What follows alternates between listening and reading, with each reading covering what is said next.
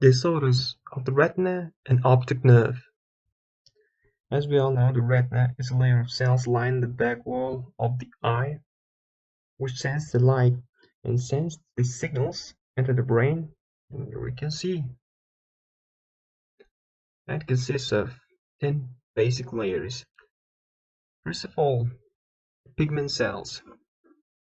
The pigment cells, except this one, choroid, is the uvea, which supplies the retina with nutrients. The pigment cells, after the photoreceptors, and outer limiting membrane, cell bodies is called the outer nuclear layer. This outer plexiform layer is inner nuclear layer, inner plexiform layer, ganglion layer, optic nerve fibers, inner limiting membrane, and vitreous body. Vitreous body and choroid are different structures. And talking about these layers, each layer has its own structures as written here and its own functions. So to diagnose retinal diseases and any disorders, we'll have some diagnostic measures and methods. The first of all is fundus examination by ophthalmoscopy and divides into direct and indirect ophthalmoscopy. We have also slit lamp examination, and the slit lamp examination depends on the device and depends on the device lenses.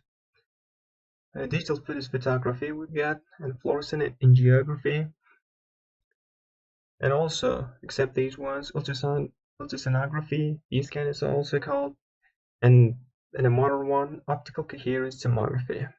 So ophthalmoscopy divides into direct and indirect. Direct ophthalmoscope is this kind of device with which we see the retina, and it's called direct because we directly direct light and we see the picture without inverting it, so the picture is not inverted. And indirect ophthalmoscopy, in this one, the picture is inverted, and we examine the retina through it also. So ophthalmoscope divided into indirect, so these ones are direct, and with this we can see like the structures, not this like, but it's kind of same. It's pretty close. So as you can see here, this is the cupping, this is the macula. So this is the disc, and we've got the cup. That's it. The vessels and the macula and the fovea.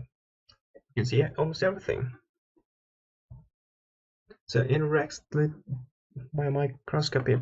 So in this one, we can use the slit lamp like indirect ophthalmoscope with special lenses, and we can see it like the same structure, but the pupil must be dilated. So we must use mydriatics. Fluorescein angiography. So in this, we have special injective medicine to see the retina through optical coherence tomography and other devices. And here is the optical coherence tomography. It's the modern one. With this, we can see all the structures, all the layers of retina. That's it. And ocular ultrasound. This depends on the experience of the person who uses it. And this structure almost, we see not the whole structure of the retina, but always the eye, the detachment of the retina. That's it. Retinal vascular disorders. Retinal vascular disorders are divided into two main in classification. So the first, occlusion of the capillaries, and second, leakage from capillaries. So occlusion of capillaries are divided into ischemia, and we can see on the retina like this kind of structures, cotton wool spots, irregular retinal veins, new vessels. And in the leakage form of capillaries, we see lipid exudates, edema, and hemorrhages. This kind of symptoms, not all symptoms, but the structures that we see on the retina, periphlebitis of the retina, and this inflammation of the retinal veins commonly due to microtuberculosis, sarcoidosis, multiple sclerosis, and we got other diseases. Alice disease, and it has hemorrhages in the retina and the vitreous. So the blood goes into the vitreous. And common effects adults, as you can see here, from 20 to 30 years, and cause sudden loss of vision due to vitreous hemorrhage.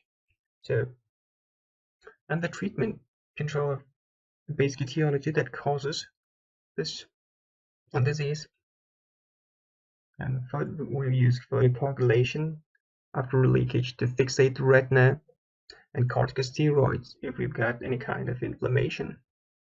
Central retinal artery occlusion. It is obstruction of the circulation of retina due to embolus or any kind of thrombosis in the artery, and it might be caused by hypertension, atherosclerosis, and other diseases. There are a lot of them, and commonly results in complete permanent blindness in some parts of the eye, for example, retina, and most commonly located in the center of the artery. And the doctor must perform any kind of manipulations to move the atherosclerosis or thrombosis from the central retinal artery to the periphery. And there are many methods. So the symptoms: sudden paleness vision loss in one eye.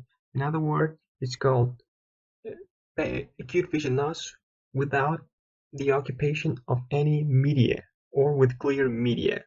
Signs: direct light reflex disappear, indirect light reflex is normal. Retinal edema, you can see on the retina, cherry red spots, retinal artery narrowing, retinal hemorrhages, and most of the time when the treatment we use vasodilators to dilate the vasculature and move the thrombosis or embolus. Central retinal vein occlusion is the obstruction of the vein of the retina due to some thrombosis and embolus, and it's mainly caused by hypertension and atherosclerosis, but most of the time hypertension. And the predisposing factors are advanced age and elderly patient, and cause impaired vision loss and sudden vision loss with clear media. Symptoms are kind of same with the central retinal artery occlusion, and it's divided into ischemic type and non-ischemic type. So non-ischemic CRVO is a milder form of disease, may present with good vision from retinal hemorrhages and cottonwood spots you can see on the retina, not related with pupil defect, and good perfusion to retina, may result with fully good visual outcome or may progress to the ischemic type. So the ischemic CRVO is a severe form of the disease, may present initially as the ischemic type or may progress from non-ischemic, usually present with severe vision loss, extensive retinal hemorrhages and cottonwood spots, presence of relatively few pupil defects, poor perfusion of the retina, and presence of several electroangiographic changes. In addition, patient may end up with neovascular glaucoma and a painful blind eye. So non-ischemic CRVO, diffuse flame-shaped retinal hemorrhage, as you can see here. The ischemic one, diffuse papillary non-perfusion. So the etiology or causes: central retinal vein obstruction has been associated with various ischemic pathological conditions, although the exact cause of the relationship has not been proven. Some of the conditions in which CRVO has been associated include the following: systemic vascular diseases, clotting disorders, vasculitis, autoimmune diseases, and using of oral contraceptives, obstructive sleep apnea, and first of all, hypertension, and diabetes and cardiovascular diseases, the systemic ones, the main ones. So the treatment, we must first of all kind of melt the thrombosis, and we use kind of drugs. So first of all, the aspirin. Also, we can use anti-inflammatory agents, plasmapheresis, systemic anticoagulation with warfarin, heparin, fibrinolytic agents, systemic corticosteroids. So hypertensive retinopathy, when there's changes occurring in the patient suffering from systemic hypertensive due to vasoconstriction and atherosclerosis. High blood pressure can cause damage to blood vessels in the eye, cause headaches and visual disturbance. So as you can see here, Hypertension can cause this kind of retinal symptoms or changes in retina. So the first, flame hemorrhage, the macular cotton wool spots, hard exudates on the retina. And the treatment. A major aim of treatment is to prevent target organ damage by high blood pressure. Control of high blood pressure is always, and regular eye examination is important. So vasoconstrictive and early sclerosis changes in a hypertensive retinopathy include diffuse arterial narrowing, sinusoidal tortuosity, copper wire appearance, arteriovenous crossing changes, shaping of veins, and increased arterial branching agents. So, depending on the grading system of hypertension retinopathy, there are several of them. So, first of all, grade 1, generalized arterial narrowing, we see grade 2, generalized narrowing and focal constriction, grade 3, more narrowing, focal constriction, hemorrhage and exudation, grade 4, marked narrowing and focal constriction of hemorrhage, exudates, and papilledema of the disc. Hypertensive retinopathy, as you can see here, the flame hemorrhages, papilledema, hard exudates, cotton wool spots. Diabetic retinopathy, risk factor, duration of diabetes depends on the main risk factor of this one, and depends on the duration of the diabetic retinopathy, how much time have passed from the first symptoms of diabetes or when the patient got it. So poor metabolic control might also cause factors, pregnancy, hypertension, and neuropathy, and divide into proliferative and non-proliferative. Most of the time, so non-proliferative diabetic retinopathy, you can see here background diabetic retinopathy and pre-proliferative diabetic retinopathy and proliferative diabetic retinopathy. In these classification, we've got its own symptoms, and on the fundus examination, we've got changes. So it's in the next slide. So in non-proliferative diabetic retinopathy, as you can see here, we see aneurysm, hemorrhages, and hard exudates. And in proliferative diabetic retinopathy, we can see growth of abnormal blood vessels. That's why it's called proliferative. We can see new vessels.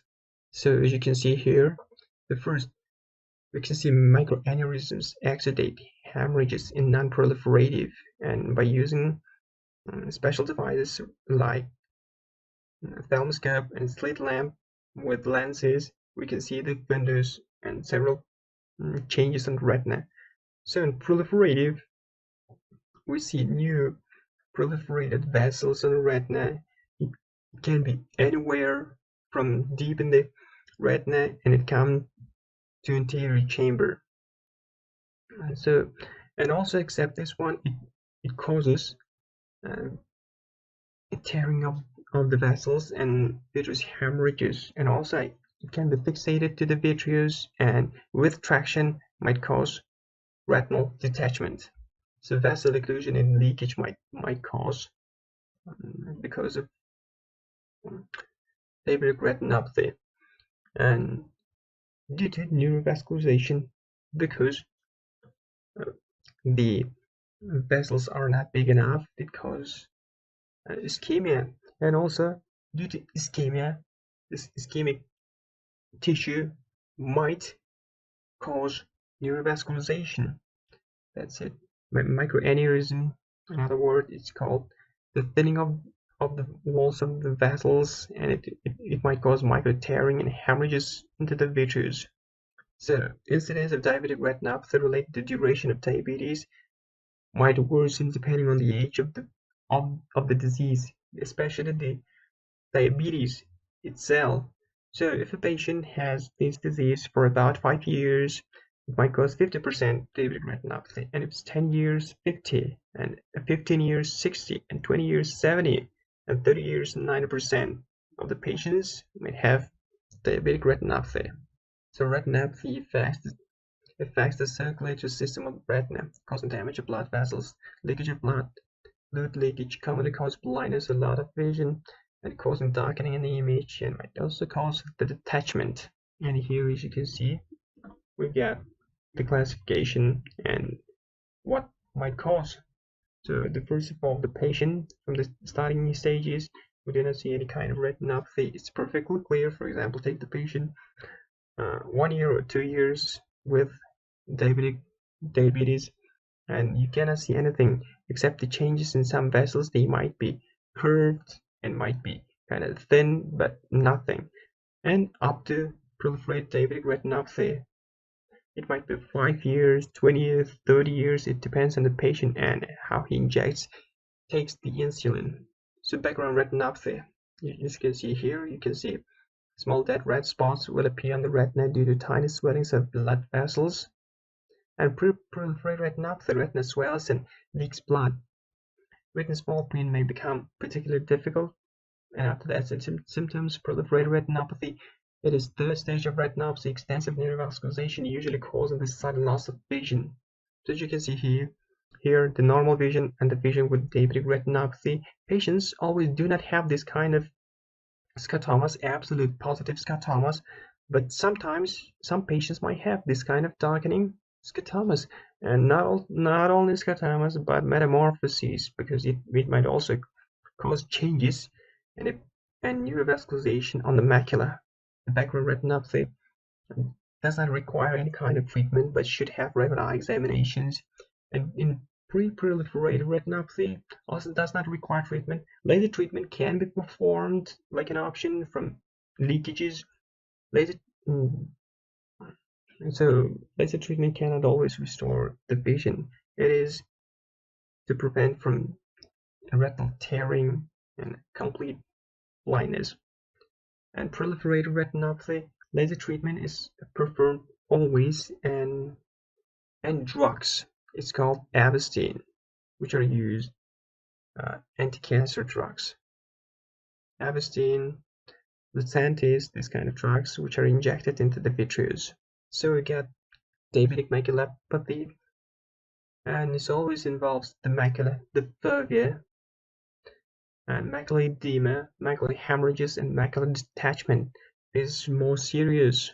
So the next disease, macular degeneration, is also called age-related macular degeneration, and it's non-hereditary most of the common times, but sometimes it might cause from hereditary and cause permanent vision loss in the center of the eye, especially in the center in the macula. And patients on the armsless grid, as you can see here, you can notice metamorphoses, scotomas, and anything, this kind of changes.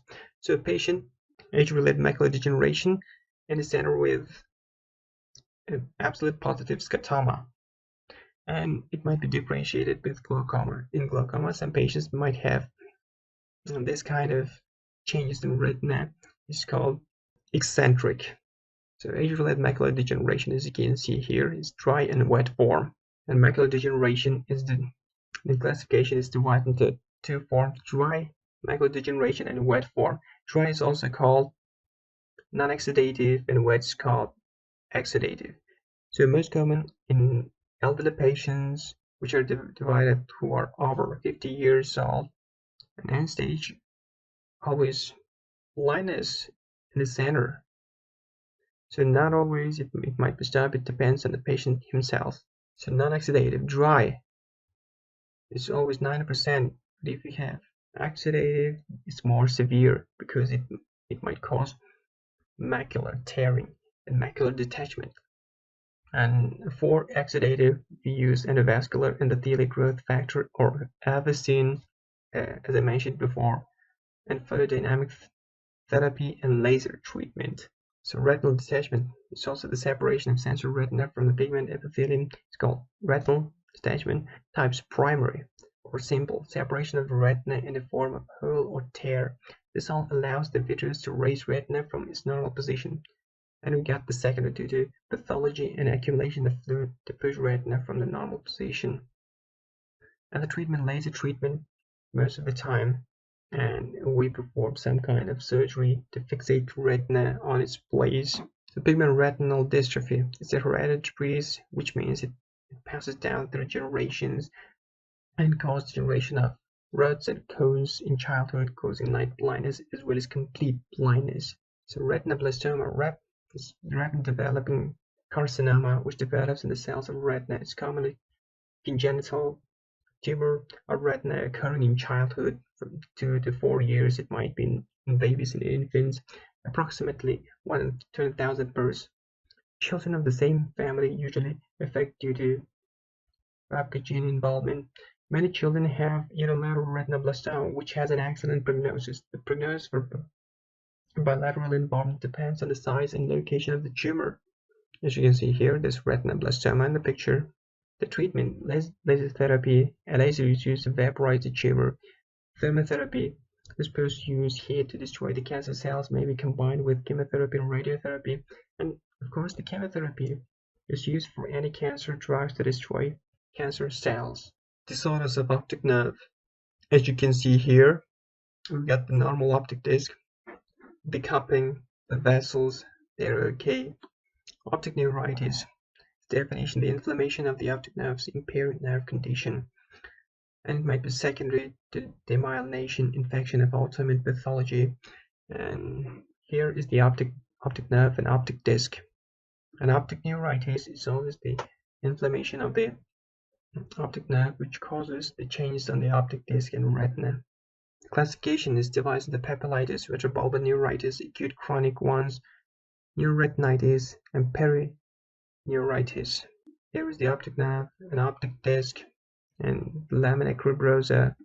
The etiology might be idiopathic, demyelinating disorders, and multiple sclerosis. Presenting features in 25% of patients, 30% cases occur in established disease, occurs in the same opposite eye in 25%, so it might be in one eye most of the time. It helps phenomenon, impairment of vision more with increased body temperature, pulse vision phenomenon, altered perception of living objects. So another etiology is also neuromyelitis optica, acute bilateral optic neuritis in a patient with paraplegia. Post-viral might be metabolic nutrition deficiency, these kind of vitamins, and hereditary optic neuritis.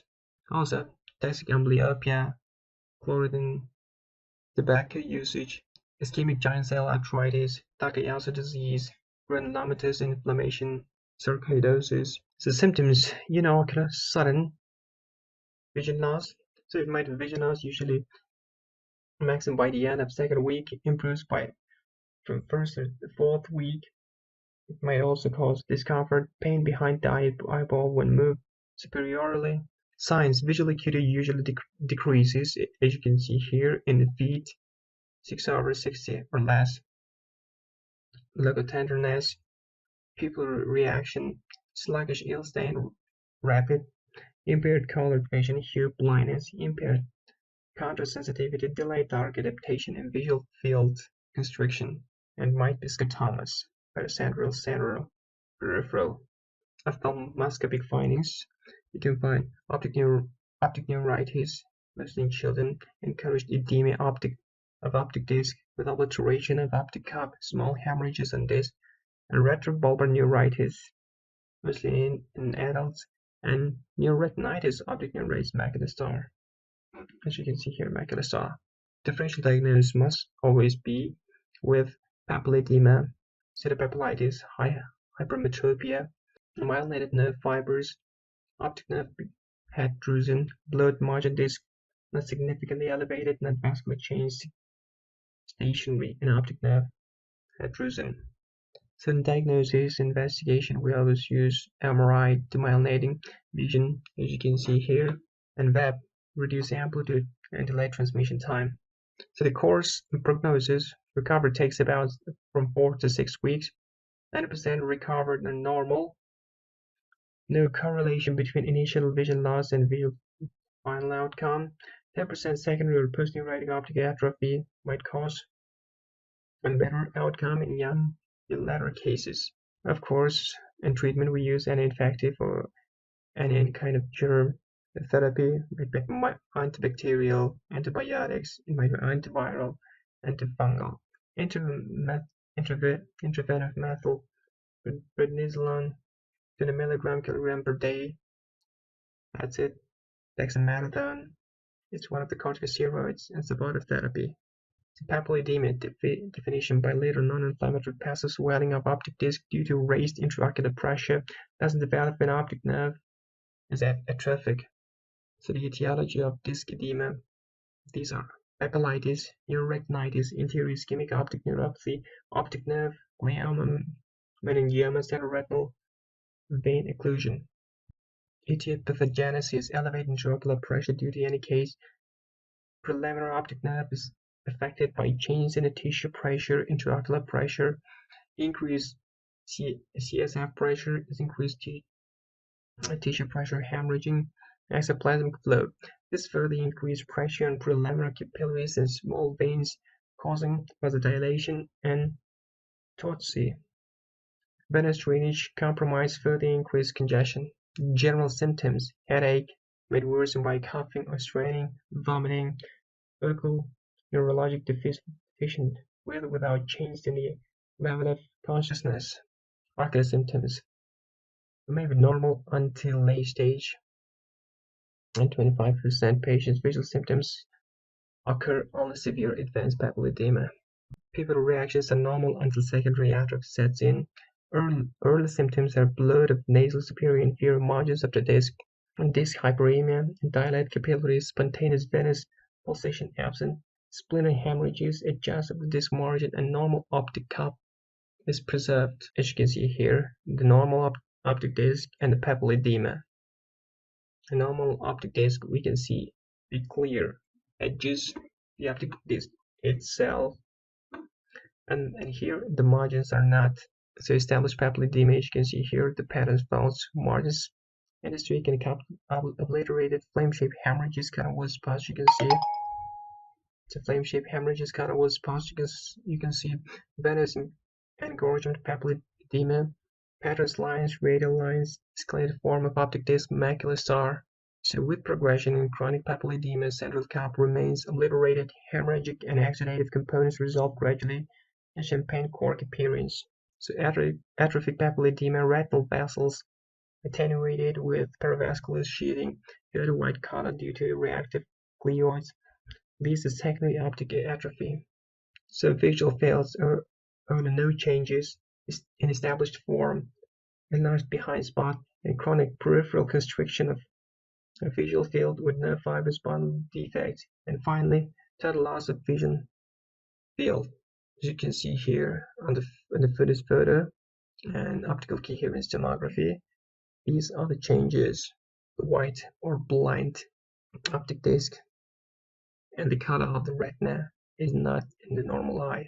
So in differential diagnosis, first of all, papilledema with neuritis, we must consider the history. Papilledema, headache, vomiting, and optic neuritis, rapid TB, preceded by fever. Laterally, we can use usually bilateral in two eyes, and optic neuritis usually unilateral in one eye. So in papilledema, visual acute and normal till late stage, and optic neuritis severely reduced. We can also pain in papilledema is absent, and optic neuritis may be present if you move the eye. Pupil reaction in papilledema is normal, and optic neuritis might change due to the decreasing of the functions of retina. And this swelling is always present in papilledema. In optic neuritis, it might be smaller. Any hemorrhages in papilledema more in established one, and optic neuritis relatively less. It might not be present. Visual field, papilledema, enlarged blind spot, later gradual constriction, and optic neuritis, central or central and pericentral scotomas. And papilledema, color vision is not affected, and optic neuritis affected. And papilledema, you can see in CT and MRI as well. And in optic neuritis, demyelinating disorders. Recovery in papilledema may not be complete even after treatment, and optic neuritis usually complete after adequate treatment, of course. So in treatment, we always treat the cause or the etiology, and after that, astaxanthin, and we also use surgical compression of optic nerve to preserve vision.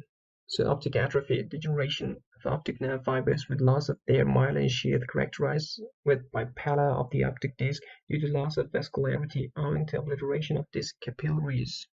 The classification, etiological primary optic atrophy is divided to primer, non-local disturbance associated with CNS disease or dissolvable causes, composite cause of multiple sclerosis, level atrophy, nerve compression, tumor, an injury to the retrobulbar optic nerve, a component type of primary optic atrophy, deep excavated cup with unilateral edges, glaucomatous optic atrophy.